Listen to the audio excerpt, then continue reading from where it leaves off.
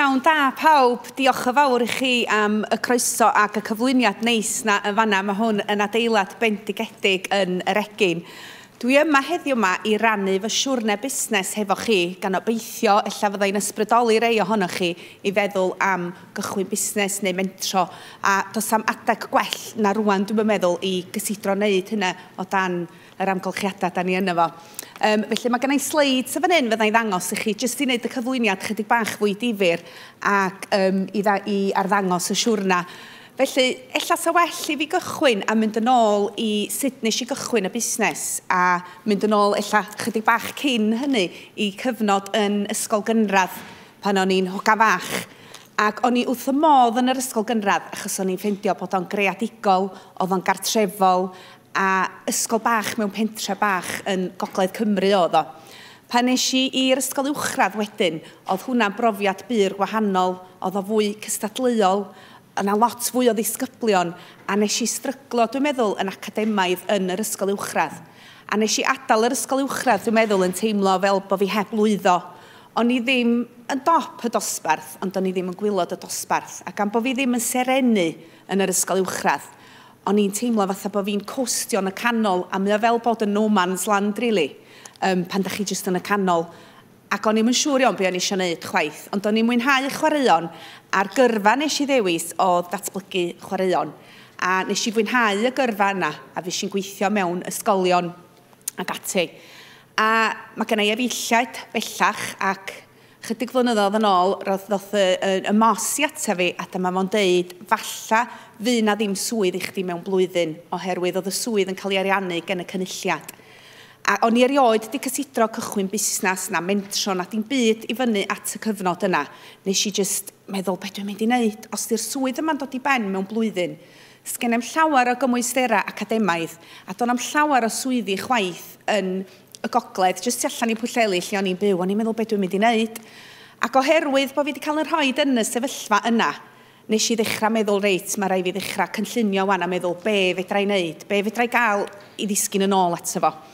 Ac am bod y maes o'n i yna fo yn iechyd a ffitrwydd, o'n i hefyd efo diddordeb yn yr maes ydw i yna fo wan, sef harddwch, achos maen nhw'n dod law yn llaw, dwi'n meddwl, iechyd, ffitrwydd, edrych yn dda, teimlo'n dda.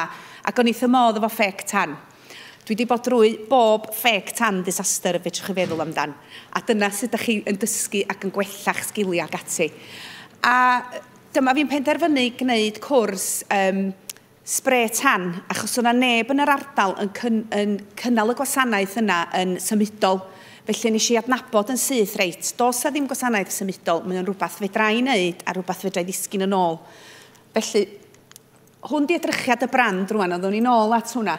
Felly, ar y cychwyn, hobi oedd yr busnes eisiau fewn iddo fo, o'n i'n gweithio llawn amser, nes i wneud cwrs spray tan yn Lerpwl, sydd yr spray tan capital o'r Gogledd, swn i'n dweud. A ddos i nôl wedyn i Ben Llŷn a cychwyn gwasanaeth oedd o dim cynnyrch ar y cychwyn. A yn ystod yr amser yna, ni'n meddwl, be dwi'n mynd i alw'r gwasanaeth? Chos enw fi fy hun ydi Sioned, bod pawb yn galw fi'n Tania, ond Sioned ydy'n enw fi. A dyma fi'n meddwl, reit, dwi'n hoffi puns, dwi isio enw mae rhywun yn gofio, enw sydd yn neud i rhywun wenu. Mae yna siop jips yn Bangor a The Codfather di enw fo. Mae yna siop fara yn rwla o'n i ddarllen o'r enw Bread Pit. A dwi jyst yn hoff o'r math o enwa sydd yn rhaid gwen ar eich gwynab chi. So dyna o'n i'n edrych am enw catchy, memorable, doniol. A dyna lle ddoth yr enw Tania Whitebit o. Ac enw'r gwasanaeth oedd o'n wreiddiol. A drwy ddefnyddio cynnyrch ati wedyn i sefydlu busnes bach fel side hustle, ac o'n i'n mynd rownd tai yn Pen Llŷn efo'r pop-up tent ac yn sbreo pobl yn frown neis. A drwy wneud hynny wedyn, nes i sylweddoli bod fi ddim yn licio y cynnyrch o'n i'n ddefnyddio.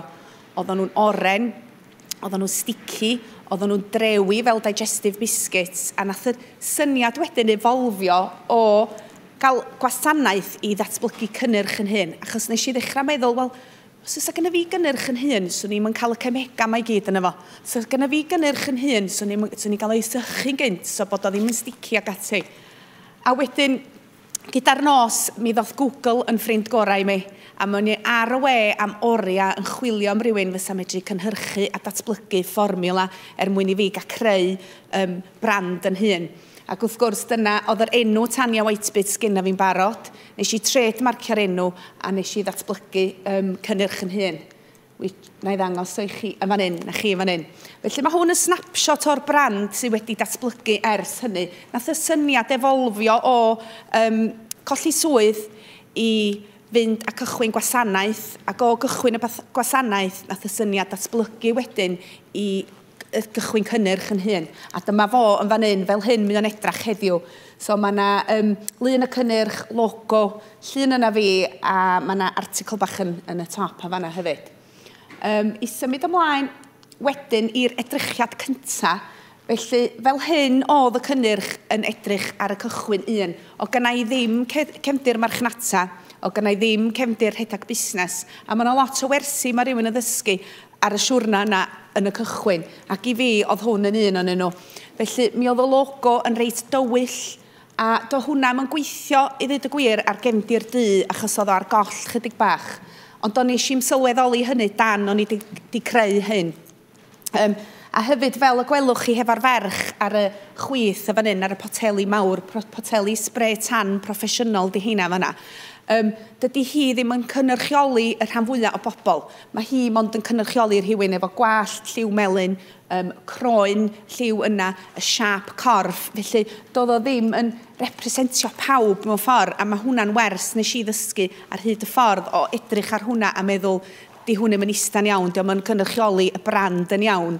Ond da chi dysgu gwersi ar hyd y ffordd a da chi'n gwella nhw. A wedyn, eisiau benderfynu ail-frandio fel oedd y busnes yn datblygu ac yn tyfu. A nes I bartneru efo artist lleol I fyny o'r gogledd, sef Nicky Pilkington, sydd yn ffrind hefyd. A nes I bartneru efo agency creadigol mwyn creu branding newydd. A dyna sut mae o'n edrych chwan. Felly oedd y logo I hun yn lot fwy slick a fanna, oedd o'n gweithio ar ddu a gwyn, oedd o'n I medru newid y lliwiau. Fel da chi'n gweld, mae o'n lot fwy bright a lot fwy lliwgar a mae o'n popio allan lot fwy nag oedd o y tro cynta nath o'n I frandio lle. A mae hein y wersi mae rhywun yn ddysgu ar hyd y ffordd, dwi'n meddwl, efo rhedag busnes. Os da chi'n cychwyn efo un logo, diolch yn golygu bod chi'n gorfod aros efo fo. Fedrwch chi bob amser fod yn gwella fel mae'r busnes yn tyfu ac yn datblygu. Mae hwn wan yn fideo yn dangos siwrna y busnes o'r cychwyn. Fel y gwelwch chi, mae'r lluniau'r logo gwreiddiol a y packaging gwreiddiol yn fan hyn. Pan nath o'r silff yn y siopa, hefyd lot o pop-up shops o'n i'n neud ar y cychwyn mwyn arddangos y cynnyrch a nath hynna helpu. Ennill gwobr wedyn busnes y flwyddyn, fe si'n finalist mewn sawl awards yn fan hyn, o hwn y Great British Entrepreneur Awards yn un. Ac bo fi heb ennill, oedd o'n neis medru rhaid shout-out, dwi'n meddwl, i'r busnes a dangos bod pobl yn gwybod amdano chi. Ac oedd o'n rhoi credibility I chi hefyd fel busnes bod chi finalist yn yr awards yma. Lot o lyniau fan hyn behind the scenes. A nwch chi weld efo rein nhw bod nhw'n lyniau o'na fi a'r teulu, mae'r ci hyd yn oed yn y lluniau. A dwi'n meddwl bod hynna'n bwysig efo busnes, achos mae pobl yn perthnasu ato chi, a maen nhw'n cnesu ato chi, a maen nhw'n teimlo, dwi'n teimlo hefyd bod rhywun yn fwy ffyddlon I busnes neu I frand, os dyn nhw'n teimlo bod nhw'n nabod y person sydd yn ôl iddo fo. A maen nhw'n creu chydig bach fwy o ddiddordeb hefyd. So'n bendant efo busnes, swn I yn rhoi chydig bach o chi'ch hun. Hefyd lluniau o'r cynnyrch a lluniau sut mae'n edrych cynt ac ar ôl yn bwysig. Mae hwn I gyd yn helpu I ddeud stori, a mae hein yn bethau dwi wedi ddefnyddio ar y cyfryngau cymdeithasol. A mae'n helpu I arddangos y busnes, helpu pobl I ddod I nabod chydig bach fwy amdano chi, be da chi'n neud, lle da chi heddiw ac ati. Mae'r clips y fan hyn yn dangos rhai o'r cwsmeriad yn cymryd rhan mewn wbath oedden ni'n neud bob nos Wener, sef Tania Roki oedd o, neu hashtag Tania Roki, lle oedden nhw'n canu I fewn I botal o ffeg tan. neu oedden nhw'n meimio ac oedden nhw'n gyrru'r fideos ymlaen i'r cyfryngau cymdeithasol. Ac oedd hwnna'n gret o ran hyrwyddo'r brand, cael pobl i gymryd rhan, cael pobl i gael hwyl, ac oedd o jyst yn rhywbeth gret, dim jyst fi oedd yn hyrwyddo fo, o gyda fi'r cynulleidfa a cwsmeriad yn gwneud hefyd. So oedd hwnna'n rhywbeth, os gennych chi rhywbeth fedrwch chi feddwl amdan mewn busnes, lle mae eich cwsmeriad chi yn rhan ohono fo, maen nhw'n teimlo'n rhan ohono fo, a mae ffyddlondeb yn dod trwy hynny fyd sydd yn wbeth gret. Eto llun y ci y fanna, lot o bobl yn licio cwn, a oedd y llun Sian Lloyd y fanna. So yna lwyth o fideos y fanna i chi gael gweld ac edrych arnyn nhw. O'n i di noddi fan hyn tîm rygbi genethod lleol i fan hyn o gogledd, eto cael yr enw na allan. Mwy am byd mae rhywun yn gweld yr enw, y logo ac ati, mwy am byd mae nhw'n dod yn gyfarwydd efo'r brand, a mae nhw'n dod i trystio'r brand wedyn os dyn nhw weld o'n gyson. So mae yna lot o waith trwy'r adag yn hyrwyddo a cael yr enw allan, a mae lot ohonyn nhw yn y clipiau oeddech chi newydd weld yn fanna. Felly, pan nes i ail frandio, dyma chi snapshot eto fan hyn wan o sut mae'r brand yn edrach rwan. So mae'r lliwiau hen wedi mynd, a mae'r logo hen wedi mynd, a mae gennym ni logo slick. Yn amlwg oedd partneri hefo artist a cwmni creadigol oedd i greu hyn wedi wneud gwahaniaeth mawr i edrychiad y brand. Ac oedd mae jyst yn edrych lot fwy lliwgar, a mynd yn popio, dwi'n meddwl, allan. Felly mae lliwiau'n bwysig, dwi'n meddwl, pan mae'n dod i busnes. O ran datblygiad y busnes, o'n i'n meddwl, swn i'n rhannu chydig bach o'r tips yma, pethau sydd wedi helpu fi i ddatblygu busnes fi. A swn i'n dweud hefyd, efo busnes, mae o'n bendant, mae yna highs a mae yna lows, a mae hynna fo bob dim. Ond efo busnes, dwi'n teimlo bod yr bit uchel yn rili... Mae'r highs yn really high a mae'r lows yn medru bod yn really low, ond dal ati ydy'r negas, swn i'n dweud. Felly, pethau sydd wedi helpu ydy cyfryngau cymdeithasol yn bendant i fi, oherwydd i ddechrau ni, maen nhw am ddim. So, da chi angen gwefan na'n byd ar y cychwyn. A mae hwnna'n gyfnod, hyd yn oed os am ond syniad sydd gennych chi, lle fedrwch chi illa gwneud chydig o ymchwil cychwyn tudalen ar y cyfryngau cymdeithasol, fedrwch chi fod yn gofyn cwestiynau wrth eich cwsmeriad neu wrth y pobl sy'n dilyn chi, a wneud hwnna helpu chi wedyn i greu a datblygu y syniad. Ac os di'r syniad neu'r cynnyrch gennych chi, mae o jyst yn ffordd i gario ymlaen i hyrwyddo fo fyd. Felly, oedd y cyfryngau cymdeithasol yn gret i mi, yn enwedig Instagram, oherwydd bod o mor visual, mae gyd am y lluniau. Gwobrwya wedyn, mae hwnna wedi bod yn help mawr hefyd, achos mae'n rhoi fwy o credibility i chi fel busnes. Hyd os ydy'n wobr lleol, o'n i'n trio amrei o'n nhw'n lleol, neu rhai cenedlaethol hefyd. Mae o'n gret, a da chi yn cael cyfle wedyn falla i fod yn papura newydd lleol ag ati, a mae o'n rhywbeth fedrwch chi weiddi allan amdano fo ar eich cyfryngau cymdeithasol hefyd, bod chi'n finalist neu beth bynnag.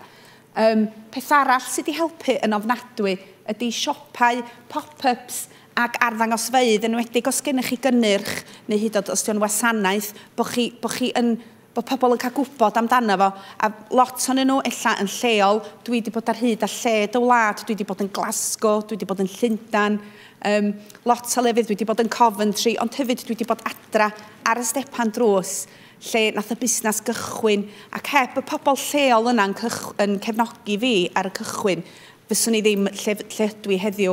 Felly dwi'n licio mynd yn ôl adra a gwneud y pop-ups bach hefyd weithiau yn y ysgolion ac ati, a jyst bod chi'n rhaid rhywbeth yn ôl. Wbath arall oedd yn gret i fi oedd cefnogaeth gan Busnes Cymru, a cheis i ddim pres gennyn nhw, ond oedd y cefnogaeth geis i gennyn nhw dros y blynyddoedd wedi bod o fydd mawr. Yn enwedig nhw nath eitha fi tred marcio'r enw, so bod gennym fi hawlfraint ar yr enw. So lot o wybodaeth fel yna. A hefyd Hwb Menter, mae gennych chi un y fan hyn, mae gennym ni rein y gogledd ac yn y de, a dwi'n cydweithio lot efo'r Hwb Menter. Mae networkio wedyn trwy'r hwbs yma mor werthfawr, achos da chi'n mynd i ddod ar draws pobl a dod i nabod pobl sy'n mynd i ehangu eich sgiliau chi, os liciwch chi. A wedyn busnesau lleol eraill hefyd, mi o'na un i fyny'n Pen Llŷn, criw o bobl mewn busnes i gyd wedi rhoi pres mewn pot, ac oeddech chi'n medru rhoi cais i fewn am interest free loan, ac i fyny'n Pen Llŷn, be nesa Llŷn ydi enw'r hwnnw lle. Ac ella edrych beth sy'n ar gael i chi yn eich ardaloedd chi o sabath tebyg ges i fenthyciad gen nhw. Do'n i'm yn gorau talu interest anna fo, jyst bod fi'n gorau dalu fo i gyd yn ôl, a ges i Mac newydd, a dwi wedi cael benthyciad gen nhw o blaen hefyd i dalu chydig bach tuag at y wefan hefyd. So mae wbath felly help mawr i'r busnes. Nedig ar y cychwyn. A wedyn, cydweithio, fel oedd y busnes yn datblygu i mi, o'n i'n teimlo bod cydweithio hefo creative agency a dylunydd proffesiynol, fel o'n i'n deud gyna, yr artist Nicky Pilkington i greu y lluniau lliwgar bendigedig sydd ar y cynnyrch. Mae hwnna wedyn wedi rhoi hwb ymlaen wedyn i'r busnes hefyd, wedi gwneud efo edrych yn fabulous. A wedyn, yr negas ola swn i'n dweud ydy peidio rhoi ffidil yn y to. Os oes gennych chi syniad busnes neu mae gennych chi busnes, daliwch ati. Mae yna un peth sy'n stopio pobl rhag mentro ydy fear of failure. Da ni gyd yn gael o. Ac os oes o beth yn mynd yn wrong, mae pethau yn mynd yn wrong weithiau. Ond i mi, os di beth yn mynd yn wrong, mae'n mynd â fi nôl i'r cyfnod na'r ysgol, lle o'n i'n teimlo bo fi ddim yn serenu, bo fi jyst yn canol yn costio. Do'n i ddim y dop y dosbarth, a mae'n mynd â fi nôl i'r cyfnod yna. A mae hynna weithiau medru stopio chi rhag mynd yn eich blaen. Ond dwi'n meddwl, y neges ydy, peidiwch a gadael hynny stopio chi. Ewch amdani, da ni angen busnesa yn Gymru, da ni angen fwy o entrepreneurs, da ni angen fwy o bobl yn mentro. A os da chi methu, allan newch chi ddysgu gwers allan ohono fo, a wneud arwain chi wbeth lot gwell. Fel o'n i'n deud ar y cychwyn, nath busnes fi gychwyn, nes i ddim meddwl na breuddwydio y byswn ni yn creu cynnyrch yn hun ac yn werthu fo hyd a lled y wlad. Oedd y syniad cychwyn oedd gwneud y cwrs sbray tan, ac o hynny nath syniad arall datblygu, sef i greu cynnyrch yn hun. Ac o hynny, so mae un syniad weithiau yn dilyn i un arall, ond y neges ydy i ddal ati.